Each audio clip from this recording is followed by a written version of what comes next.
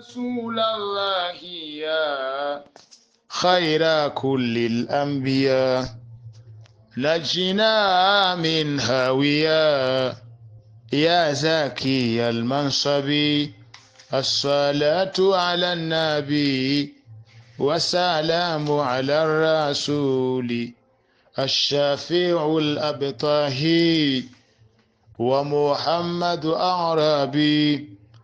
Naam.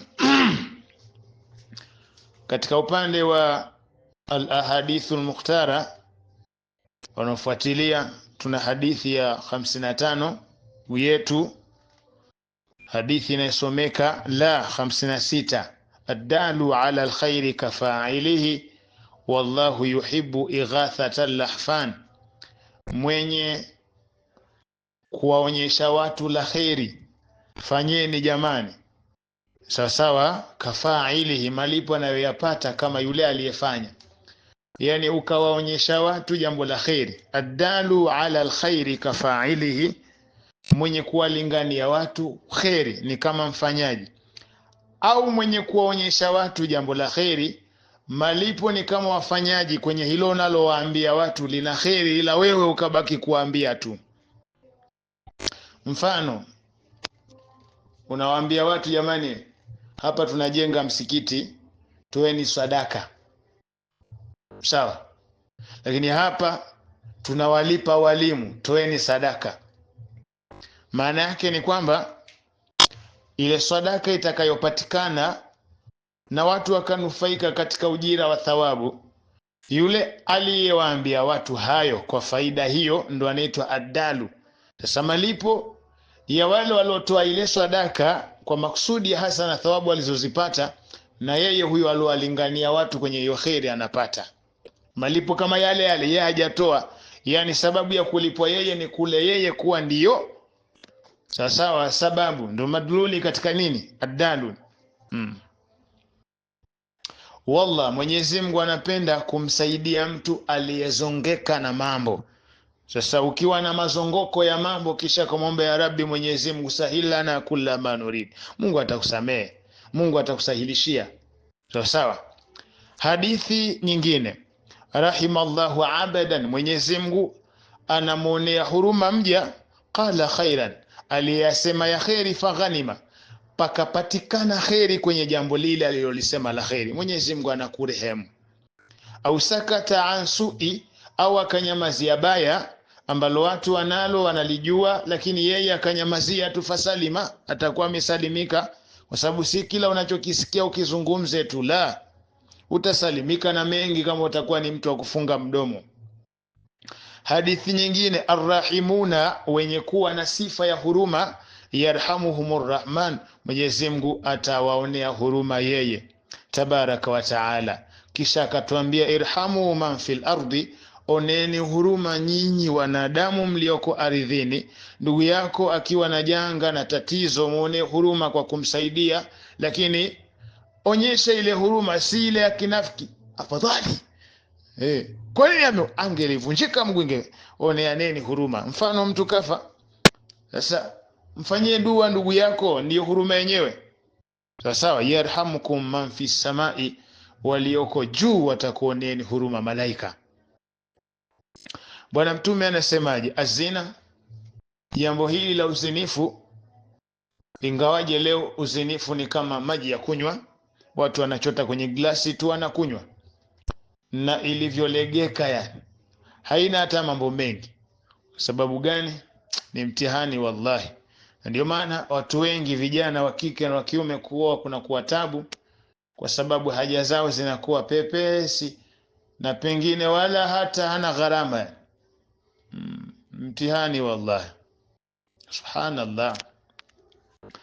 Sasa matokeo yake ni kwamba watoto wanazaliwa wengi nje ya ndoa.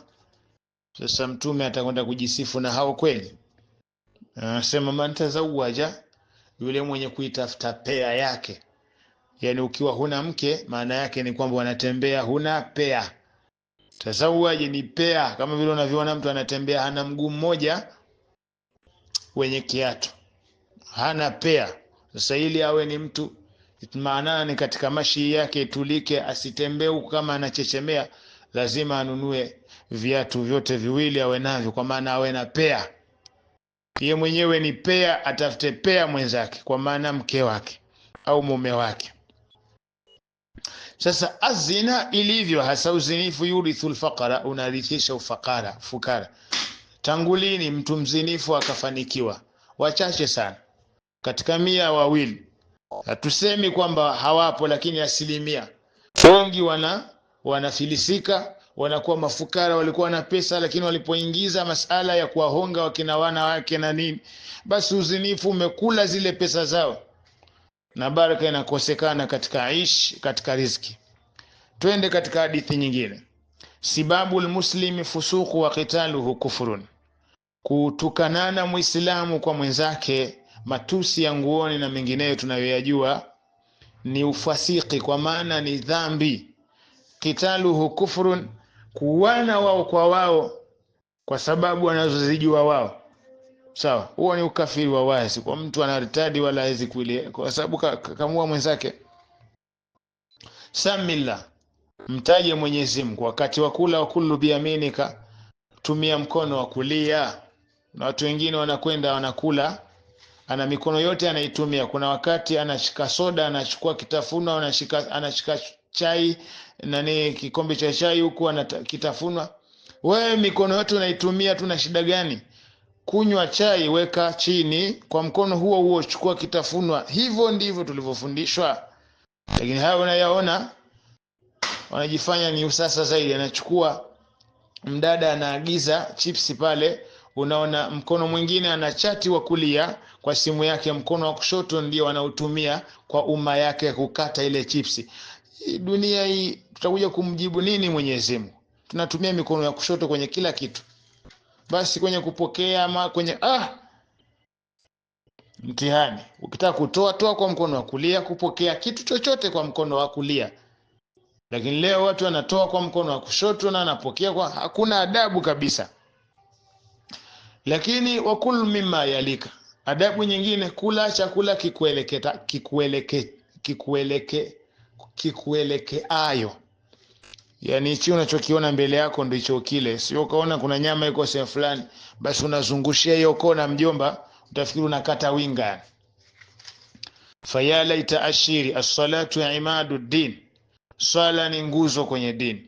Salatu miftahu kulli khairi, swala ndiyo funguo ya jambo lolote lenye khairi. Kama huna sala haliendi, mpaka uswali ndilo jambo la khairi litaenda. Sasa usilalamike maisha magumu, si mambo yaende. We unaswali, na kama unaswali, je, ni swala ya kisheria au unalipua tu, umesujudu umerukuna au umeswali una tumanina ujui shurutu? Mtihani wallahi. Tunahangaika lakini hamna kinachoenda.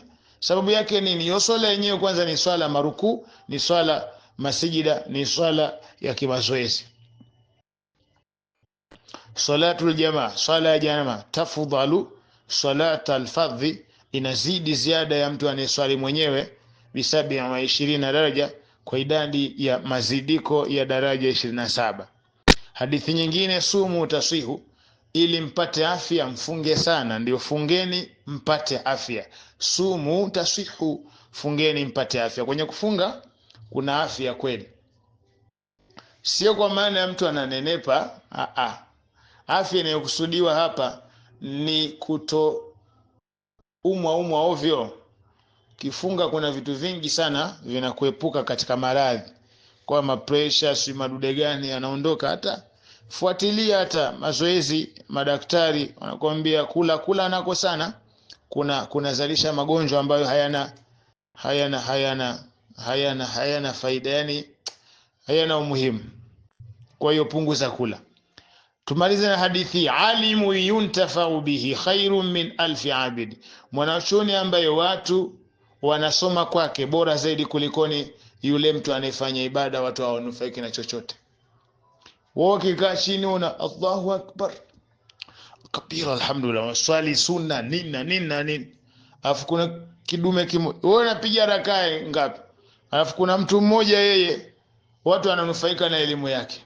Bora sana mtu anayenufaika na elimu, yani watu wanaonufaika na elimu yake kulikoni huyu anayejifanya anafanya ibada alafu hakuna chochote anachokifanya. Min alfi abidin, 1000 wacha Mungu shekhe hawawezi kumfikia mtu mmoja anayekaa anawafundisha watu dini. Subhanallah, yani watu wacha Mungu wafanye ibada 1000, zile thawabu wanazozipata katika ibada zile haziwakutii wale watu wanaosomesha dini. Mtu mmoja anakusudia, yani mtu anayenufaikwa na elimu yake kwa watu, sawa, bora zaidi kulikoni. Maana yake ni kwamba, tafsiri fupi, kwamba kufundisha kuna bora zaidi kulikoni mtu akabaki anafanya ibada afundishi. Kuna watu wengine wamesoma lakini kufundisha nimechoka bwana, acha nifanye mambo yangu. Huyo anabaki anafanya ibada tu. Lakini kuna mwingine anahangaika na maisha lakini anafundisha watu.